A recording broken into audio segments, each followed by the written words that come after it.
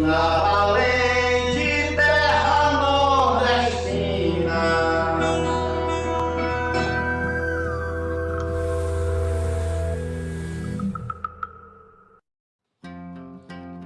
Os nossos homens eram todos selecionados, escolhidos a dedo, e aquele que demonstrava sinal de fraqueza não poderia figurar ao nosso lado.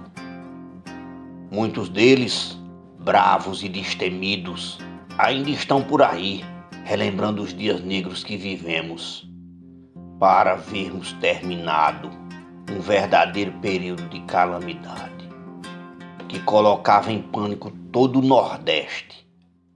Afastado dos nossos lares, passamos muitas noites de olhos abertos, em meio à caatinga brava, e era comum passarmos muitos dias de estômago vazio.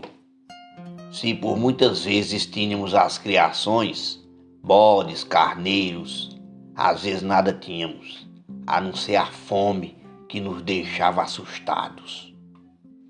Por incrível que pareça, eu mesmo certa vez cheguei a comer pedrinhas, cuidadosamente catadas. Tamanha era a fome que de mim se apoderava. Em 1938, o aspirante Ferreira de Melo tinha o comando de sua tropa sediada em Pedra de Delmiro, a do Tenente Bezerra em Piranhas e a do Cabaniceta em Mata Grande, enquanto o comando geral situava-se em Santana do Ipanema. No dia 27 de julho de 1938, uma quarta-feira, as tropas do aspirante Ferreira e a do Tenente Bezerra encontravam-se em Pedra de Delmiro, juntas, ocasião em que os seus comandantes traçavam planos para uma batida que julgavam de importância vital para o extermínio ou captura do adversário. Enquanto o Tenente Bezerra deixara Piranha para encontrar-se com o aspirante Ferreira, na Vila de Pedra, o Cabaniceta deixava Mata Grande, sob a alegação de que teria faltado mantimentos que garantissem a permanência do seu pessoal ali, e demandara Piranhas, onde morava sua noiva, por sinal, filha do prefeito daquele município. Foi justamente nessa ocasião que, inesperadamente, segundo narra o coronel Ferreira, chegara a Piranhas um caboclo meio assustado e temido à procura do tenente Bezerra, manifestando o desejo de que com ele se avistar. Interrogado sobre o que desejava, relutou em responder, posto que o sertanejo comumente é desconfiado. Depois de muita insistência, resolveu confessar então que horas atrás vira um grupo de cangaceiros entre montes, distante dali umas 2 léguas. Detalhadamente dissera que no momento em que tangia alguns bodes, observou que alguns bandidos se encontravam em um roçado, quebrando milho e roubando melancias. Reconheceu que pertencia ao bando de Lampião. Diante do que vira, estava desejando falar com o tenente Bezerra, a fim de que o oficial rumasse para aquele povoado. Inteirado do fato, sem perder tempo, o Cabaniceta não teve outro caminho, senão telegrafar ao tenente Bezerra: "Vem urgente, boi no curral." Tão logo a mensagem chegou ao poder de seu destinatário, este acusara o recebimento do telegrama, ao mesmo tempo em que solicitava do seu subordinado que providenciasse uma condução e os viesse apanhar, pois em Pedra não havia nenhuma condução motorizada naquele momento. Apesar disso, as 2 tropas de Bezerra e Ferreira partiram com destino a Piranhas a pé, porque não se poderia perder tempo. Afinal de contas, a condução poderia vir ou não. Depois de enfrentarem durante algumas horas as terras comboridas e o solo causticante, encontraram um caminhão procedente de Mata Grande, conduzindo alguns feirantes e suas mercadorias. O tenente Bezerra determinou assim que fossem descarregados o caminhão, fizesse a volta e os conduzisse até Piranhas, o que foi feito incontinente, enquanto os passageiros ficaram aguardando o retorno da condução.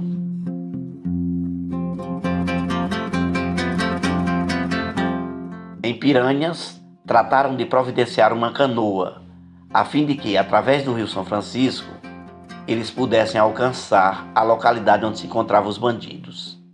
Depois de grande esforço, resolveram alojar 3 canoas, única solução viável naquele momento, uma vez que eram aproximadamente 45 homens, e se tornava necessário a presença de todos.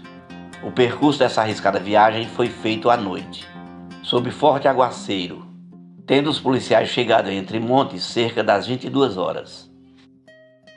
Quando alcançamos aquele povoado, ficamos à margem do rio, tendo o tenente Bezerra, comandante das tropas, determinado que o cabo Bida fosse à casa de Pedro de Cando, bem próximo dali, e trouxesse preso Pedro de Cando. Era um dos coiteiros de Lampião, vivendo exclusivamente às expensas deste, e sempre afirmava que botaria a polícia em cima de todos os grupos, menos no de Virgulino Ferreira. Retornando sem haver cumprido a missão, o cabo Bida informou que Pedro de Cando havia dito que, por obséquio, o tenente fosse falar com ele em sua própria casa. O pior de tudo é que não trouxe o homem. Ficamos tomados de grande revolta, e o único pensamento que me veio à cabeça era de que o Pedro havia fugido e ninguém mais o encontraria. Mas, graças a Deus e à sua ousadia, que era demais, o homem não se arredara de casa, e 2 soldados foram buscá-lo, dessa vez com fortes recomendações, e o trouxeram sem muito esforço. Diante do tenente Bezerra, a despeito dos apertos que levou, o coiteiro mor nada confessou, afirmando sempre não saber onde se encontrava Lampião. Persistindo no intento de arrancar a confissão verdadeira, fosse de que maneira fosse, uma vez que ninguém tinha mais dúvida de que ele poderia tudo esclarecer, o comandante das nossas tropas resolveu encaminhá-lo para mim, no sentido de que eu desse um jeitinho para desvendar o mistério em torno do paradeiro dos bandidos. Chamei-o para um lugarzinho afastado, já tomado de forte cólera, e concluí que a única solução do assunto dependia de uma medida rigorosa que de fato pudesse assustar o maldito coiteiro. Saquei de um punhal que conduzia e o encostei ao peito esquerdo dele e disse, com voz firme: "Você tem 2 caminhos a seguir. Ou confessa ou morre." Por 2 vezes encostei o punhal, furando sem grande profundidade. Na 3ª vez, quando ele percebeu que eu estava realmente disposto a mandá-lo para o outro mundo, resolveu falar, insistindo para que eu não o matasse. Aí dizia: "Eu vou contar tudo, mas vai morrer muita gente." Certifiquei o ocorrido ao compadre Bezerra e mandei que ele próprio ouvisse a confissão. Sem muita demora, foi logo dizendo que os cangaceiros de fato estavam em Entre Montes, porém já haviam atravessado o rio, estando em Sergipe, e que um seu irmão, que residia à margem do rio, no outro lado, sabia esclarecer detalhadamente sobre o paradeiro dos bandidos, principalmente porque no dia anterior havia levado um bode assado para o capitão Lampião e sua gente. Não é necessário dizer que custamos a acreditar naquela conversa. Mesmo assim, atravessamos o rio São Francisco, conduzindo entre nós Pedro de Cando, ocasião em que nos dissera que, se porventura não fosse verdadeiro o que ele acaba de confessar, pudéssemos matá-lo. A partir daquele momento criamos alma nova e ficamos na certeza de que estávamos nos calcanhares de Lampião. A chuva não cessava e era cada vez maior a nossa esperança de vermos terminado aquela jornada que havia começado há vários anos, sem ninguém saber quando terminaria. Após a confissão de Pedro de Cando, os macacos perceberam que estavam no encalço do fim. Quando atravessamos o rio São Francisco, encontramos as canoas em um lajedo e rumamos para a casa do irmão de Pedro de Cando, cujo nome não consegui gravar. Esse que ele fala era Durval Rosa. Deixamos o coiteiro em poder de alguns soldados e procuramos falar com seu irmão, sem dizermos que Pedro se encontrava conosco. Insistimos bastante e ele nada queria nos conversar, sempre negando, até que a nossa paciência esgotou. Daí procuramos fazer a cariação dele com o irmão. tendo este tão logo se avistaram, pedido que confessasse tudo, pois já havia descoberto o que sabia e estava tudo perdido. Seria inútil qualquer tentativa em sentido contrário. Nada mais restava fazer. E o rapazote despejou tudo com facilidade. Inclusive confirmou que no dia anterior havia levado um bode assado para Lampião. E acrescentando que ele havia dito que se não partissem naquela tarde, partiriam no dia seguinte, cedinho. O coronel Ferreira respira fundo, esfrega as mãos e diz que a partir daquele instante estava iniciada uma verdadeira via crucis.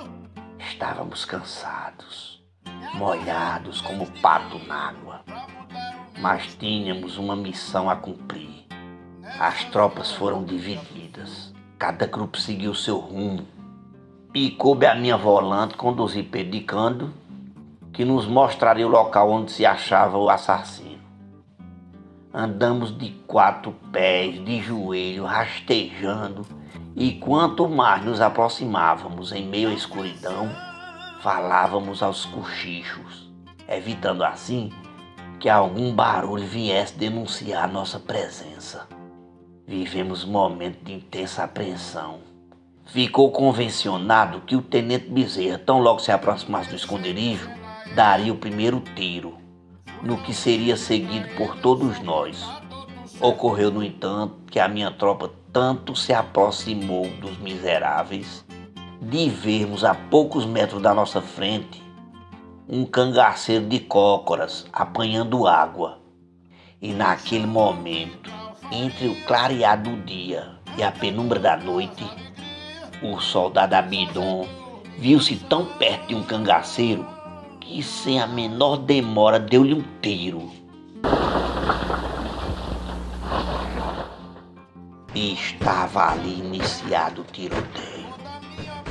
Iniciada a batalha, confesso que nunca vi quadro tão horroroso, principalmente pelos gritos horripilantes que os cangaceiros davam.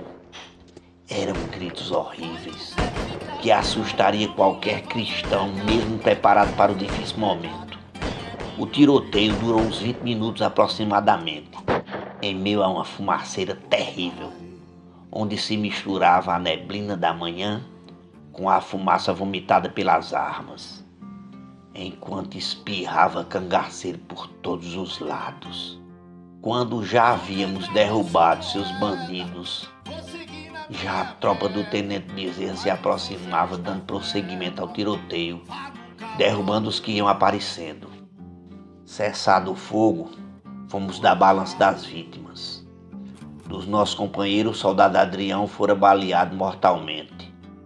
Lampião ainda agonizava, quando um dos nossos soldados aproximou-se dele e, apontando o fuzil em direção de sua cabeça, ia puxando o gatilho, no que foi avistado por um outro soldado, Sebastião Vieira Sandes, conhecido por Santos, meu compadre e um dos mais corajosos milicianos que conheci. Mesmo assim, a bala que se destinaria diretamente à sua testa ainda o atingiu, embora de raspão. Ao seu lado, Maria Bonita, com o fato todo de fora, pronunciava palavras incompreensíveis. Como se sabe, as vítimas da chacina de Angicos, excluindo o nosso soldado Adrião, perfizeram um total de 11. Cessada a batalha, jaziam alguns cangaceiros, enquanto outros ainda agonizavam.